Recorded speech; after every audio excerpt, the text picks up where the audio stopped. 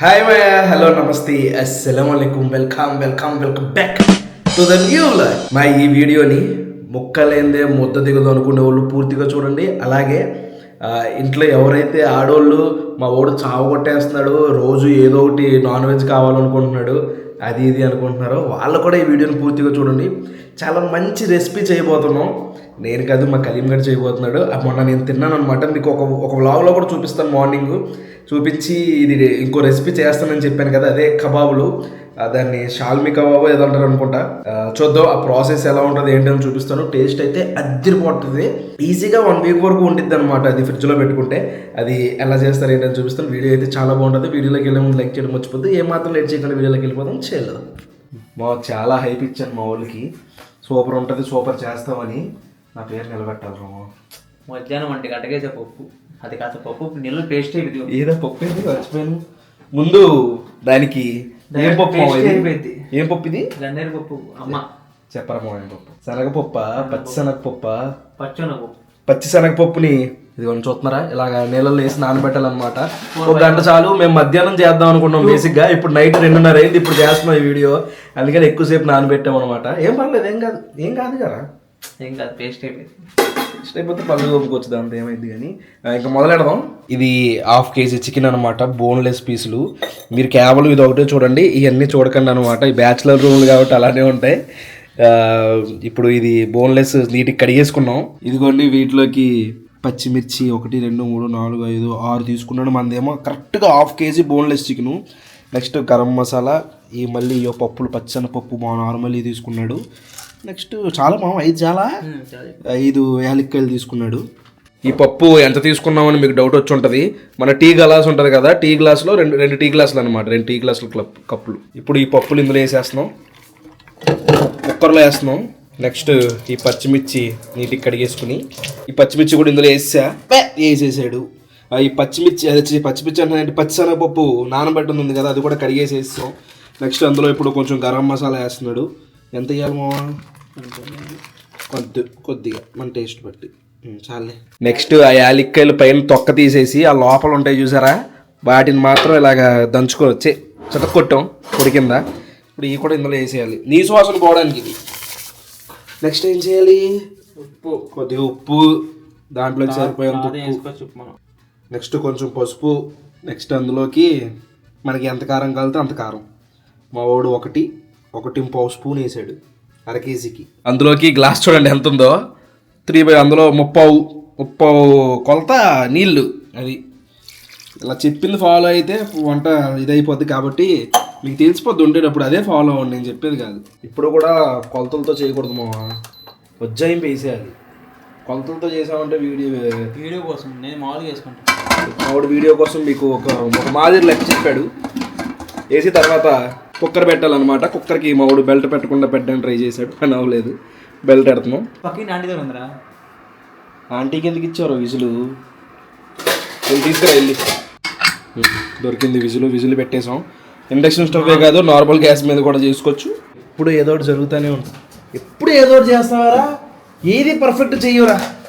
ఇందులో అల్లం వెల్లిపాయ పేస్ట్ వేయడం మర్చిపోయాం. ఈ అమ్మ బట్టకాన పడిపోతుంది. అల్లం వెల్లిపాయ పేస్ట్ వేయకుండా కుక్కర్ పెట్టేసాం, మూత పెట్టేసాం అని. అయితే ఇందులో అల్లం వెల్లిపాయ పేస్ట్ వేయాలన్నమాట, 1 చెంచా. ఫైనల్గా అందులో వాటర్ మొత్తం వెళ్ళిపోయి ఇలా నీట్గా అయిపోయింది. చికెన్ చూడు పట్టుకొని.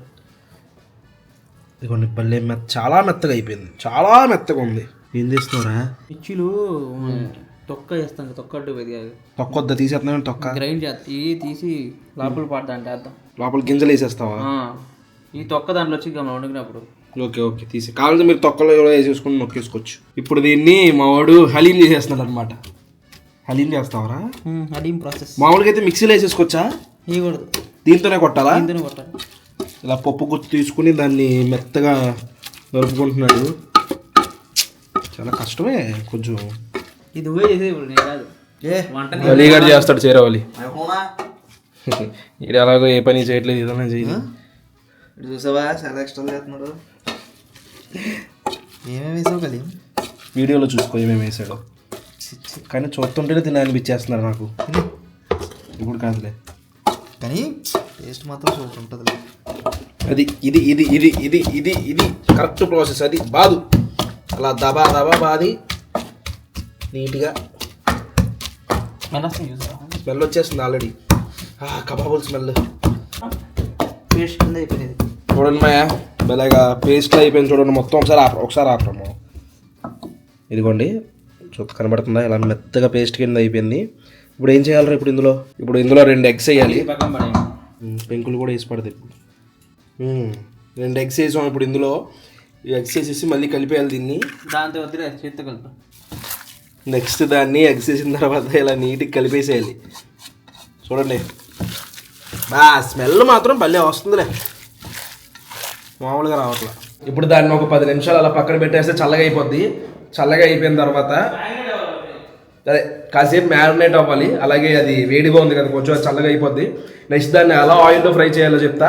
కావాలంటే ఇది పట్టుకెళ్ళి ఫ్రిడ్జ్లో పెట్టేసుకుని 2 రోజులు వాడుకోవచ్చు అనమాట. తర్వాత ఫ్రిడ్జ్లో చేసే ముందు మాత్రం బయటకు తీసి చల్లగా అవ్వాలి. అది కొంచెం రూమ్ టెంపరేచర్కి వచ్చిన తర్వాత స్టార్ట్ చేయాలి చేయడం. అది ఎలా ఏపాలనేది చూపిస్తా ఇప్పుడు. All set. ఇది మంచిగా అయిపోయింది. కడాయిలో కొంచెం ఆయిల్ వేసి ఆయిల్ హీట్ అవుతుంది. ఇప్పుడు మ్యాటర్ ఏంటంటే, లాస్ట్ టైం నేను ఏం చేశాను తెలుసా? ఎలా చేశానంటే, ఇలా పిండి తీసుకున్నాను. ఇలా పిండి తీసుకుని మా వాడు ఏం చెప్పాడంటే, దాన్ని బంతుల్లో చుట్టి దాన్ని ఇలా ఇలా చెయ్యి, ఇలా ఇలా చేస్తే నేనేం చేసా, ఇలా చేసా. ఎంతుందో చూడండి. ఏమైంది అనుకుంటున్నారు? ఇలా చేస్తే దానికి సైడ్ మొత్తం ఊడిపోయి నూనె మొత్తం పాడైపోయి లోపల ఉడకలా.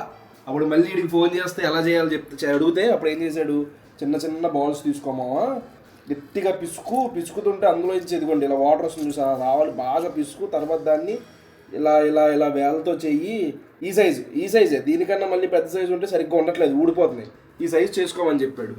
కాబట్టి ఏపడం చాలా ఇంపార్టెంట్. లాస్ట్ టైం నేను బిస్కెట్ అయ్యా, అందుకని ఇలా ఈ సైజు చెప్పుకోవాలి.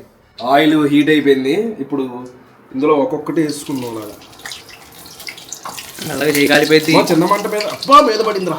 చిన్న మంట మీద వేయాలా, పెద్ద మంట? మీడియం ఫ్లేమ్ మీద. మీడియం ఫ్లేమ్లో ఆయిల్ హీట్ అయిన తర్వాత చాలు మళ్ళీ వేద్దాం. వేసేద్దాంలేరా, చిన్న కలర్ వద్దురా, పాడైపోతుంది. అలాగా ఒక్కొక్క తర్వాత ఒకటి మొత్తం అయిపోయిన తర్వాత వస్తాడరా. ఇంటికి వస్తాడో తెలియదు, మసాలా స్మెల్ వచ్చేసరికి వచ్చేస్తాడు తినేయడానికి. తిందామని వస్తానంట, తెలుసు తినడానికి వచ్చేస్తాడు వేస్ట్ గాడు. ఏ పై అవి వేసాక ఇలా నొరుగొచ్చుద్ది. ఎగ్ వేసాం కదా, అందుకే ఇలా నొరుగొచ్చుద్ది. ఎక్కువ కంగారు పడకండి. తక్కువ వేసుకోవాలి. ఏంటి 5-6 వేసుకుంటే ఎక్కువ రాదు. 5-6 వేసుకుంటే ఎక్కువ రాదు. ఒకేసారి వేసాం అనుకోండి, నూనె ఇలా బయటకు వచ్చేసి పొంగి పొరలిపోద్ది ఇదంతా. ఇదిగోండి మాయ, లో ఫ్లేమ్లో చాలాసేపు ఎగింది. ఇలా ఎప్పుడు ఈ కలర్ వచ్చేంత వరకు ఫ్రై చేసుకుంటే లోపల కూడా పచ్చిగా లేకుండా నీట్గా ఫ్రై అవుద్ది. ఇదిగోండి మాయ, ఫైనల్లీ అది ఇలా అవుద్ది. చూడండి లోపల ఎలా ఉందో. చూడండి లోపల ఎలా ఉంటుంది. మేము షహరీ చేసేస్తున్నాం, chicken curry white rice. Taste అయితే మామూలుగా లేదు, సూపర్ ఉంది. ట్రై చేయండి. ట్రై చేసి నాకు ఎలా వచ్చిందో కింద కామెంట్ చేయండి. చెప్పినట్టు ఎలా అయితే వీడియోలో చూసి అలాగే చేయండి. చేసి కామెంట్ చేయండి.